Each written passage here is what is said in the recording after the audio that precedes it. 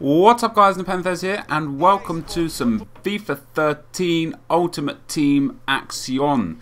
As you can see by the title, I don't really know what to call this yet, so I've just called it FIFA 13 Ultimate Team Journey Episode 1. I want like an epic title for this because what it's going to be is basically everything I do on Ultimate Team now. So like a Road to Glory, but not necessarily in that manner because I will be using like real money to open packs and stuff like that. This is just going to be everything I do. I'm going to keep it all on one account this time instead of doing it loads of accounts.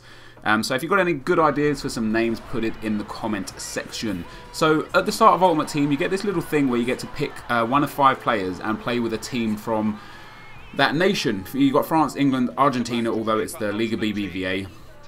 And the France one, I think, is at Benzema. That's also Liga BBVA. And it's like their own personal team. And you just get a taste of what Ultimate Team is like. You don't get to keep the players, but the team that you get to play with is pretty awesome. So I picked Joe Hart because what happens is, guys, is the player that you pick heavily influences the pack, the starter pack that you get. So I picked Joe Hart.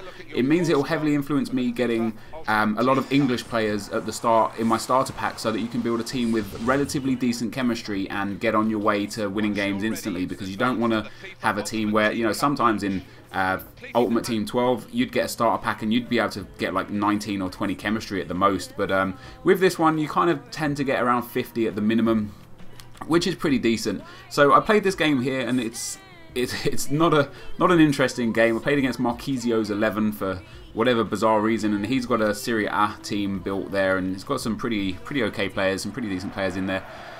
But this game is literally just to they talk about in the commentary they talk about Ultimate Team and chemistry and why it's important and stuff. So I guess for that reason this is quite helpful. But this game did absolutely nothing for me. In fact, if anything, it was just a bit of a waste of time. But I couldn't see that you could actually skip the game, so I had to play the game. Thought I'd show you the couple of goals that I scored here, and one of the goals that I scored here with Carlos Tevez is actually a really decent goal. It's a nice finesse shot, the sort of finesse shot that you would see in real life, just curls into that top corner, not like your typical FIFA finesse shot. It's more like a real life kind of finesse from Carlos Tevez there. So this is the first and last time I get to play with these players. They're not actually my players, they don't go into your team. At the end here you get to pick your team name. And because I'm a returning customer, I've had this account since FIFA 11.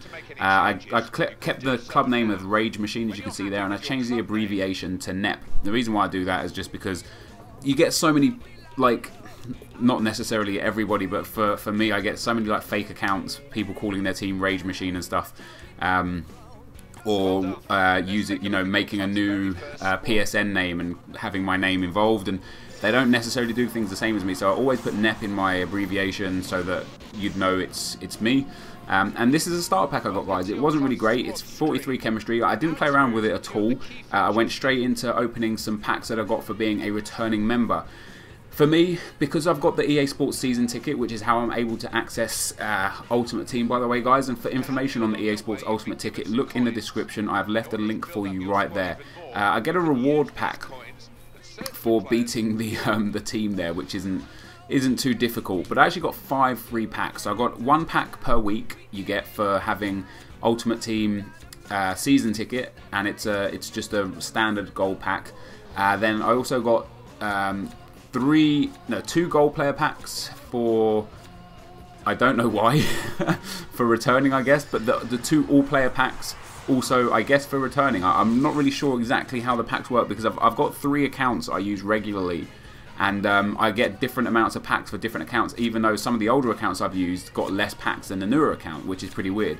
Got that centre forward there, Berrettoni, looks pretty decent, 4-4-2 formation, 83 pace. I've got quite a lot of Italians in my starter packs, as you'll see. Just take you through the players here. Jurasek there, and I tried to build the best chem team as possible, but also the highest rated team as possible, because as you guys will find out, gold players are going to be really important this year because of the first touch and the ball control and whatnot. What I wanted to talk about a few videos ago that I wasn't allowed to talk about is I did actually play the Ultimate Team beta, or beta, or beta. I don't really care how it's said. And pace is huge. Like, I have Biabiany on the wing, and 96 pace, he blitzes past defenders. Like, you see some of the defenders, even some of the best defenders have got like 75 to 80 pace. There's not really that many with above 80 pace this year. And you know, when you've got someone with 96 pace, you can really feel the difference. But if you've got a silver player with that sort of pace, I don't think they're going to be able to control the ball well. Like, I know I said at the start of Ultimate Team when I was playing head-to-head with the guys, I said that pace wasn't going to be too important, but it really, really is. It's going to be huge. And one of definitely the two players that I'm most interested in having into my team are Agbonlahor, because I want to see how he plays as a silver, and Oxlade-Chamberlain, because he's only a 76 rated goal player, but he's got 90 pace, and he's like one of my favourite players as well, which is pretty cool. So one cool or two cool features that you got with Ultimate Team this time around is the fact that if you right click on or right thumbstick click on one of the players now, you actually get to see their skill moves and weak foot, which I think is a huge improvement. So you don't have to go into a game to find someone's skill moves. You can just have them there, right thumb click on them. You know, you can be in a trade pile looking for someone, right click on them, see what skill moves they got, see what weak foot they've got, you know, see if they fit into your team. And it's going to really change the way people buy players.